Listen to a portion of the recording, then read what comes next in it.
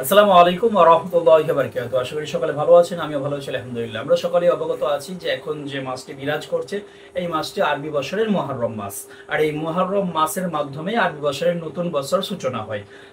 তো এই মুহররম মাস অনেক গুরুত্বপূর্ণ মাস, অনেক ফজিলতপূর্ণ মাস, বছরের প্রথম মাস। তো এই মাসে করণীয় রয়েছে, বর্জনীয় রয়েছে।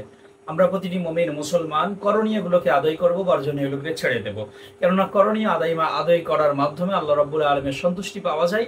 আর বর্জনীয়গুলোকে যদি আমরা করি তাহলে আল্লাহ রাব্বুল আলামিনের পক্ষ থেকে আমাদের প্রতি আল্লাহর লানত ঘোষিত হয়। তো করণীয়গুলো কি আর বর্জনীয়গুলো কি এই ভিডিওর মাধ্যমে আমি আপনাদের সামনে তুলে ধরছি।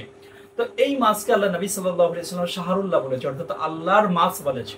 তো এই আল্লাহর মাসে আমাদের করণীয় কি?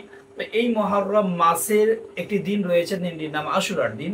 তো এই মুহররম মাসে আশুরার রোজা রাখা নাম্বার ওয়ান।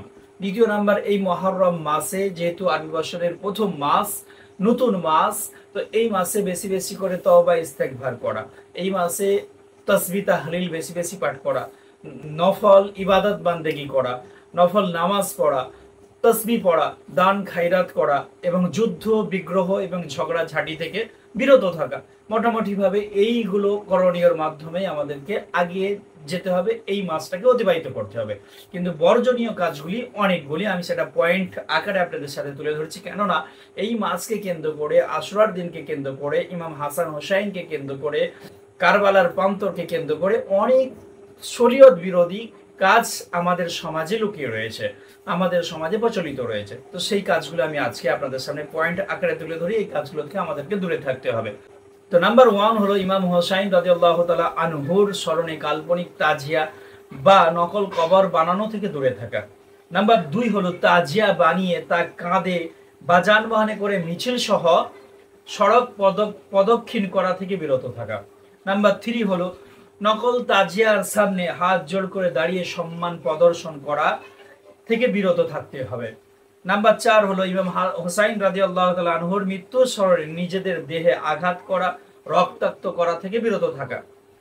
নাম্বার পাঁচ হলো শোক মানানো, এই মুহররম মাসে শোক, এই মাসটা শোকের মাস। এই মাসে বিবাহ বন্ধনে আবদ্ধ হওয়া চলবে না, এই মাসে ভালো কিছু খাওয়া চলবে না, ভালো কিছু পড়া চলবে না, এটা শোকের মাস, এই রকম ধারণা করা থেকে বিরত থাকা। নাম্বার ছয় হলো যুদ্ধ সরঞ্জামে সজ্জিত হয়ে ঘোড়া নিয়ে প্রদর্শন করা থেকে বিরত থাকা। নাম্বার সাত হলো হাই হোসেন হাই হোসেন, হাই আলী করে বিলাপ করা, কান্না করা, এইসব কাজ থেকে দূরে থাকা। নাম্বার আট হলো ফুল দিয়ে সাজানো এবং নকল তাজিয়া বা কবরের বাদ্যযন্ত্রের তালে প্রদর্শনী থেকে দূরে থাকা।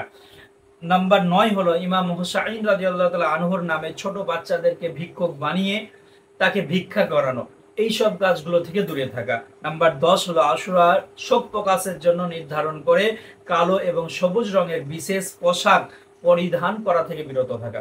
মোটামুটি ভাবে সমাজে প্রচলিত কয়েকটি কাজ যেগুলো ইসলাম সমর্থন করে না, শরীয়ত বৈধতা দেয় না, যেই কাজগুলি করার মাধ্যমে আমরা না আল্লাহকে রাজি খুশি করতে পারবো, না নবী করিম সাল্লাল্লাহু আলাইহি সাল্লামকে রাজি খুশি করতে পারবো, না ইমাম হাসান হোসাইনকে ভালোবাসা প্রকাশ করা হবে, এই কাজগুলি আমি আপনাদের সামনে তুলে ধরলাম।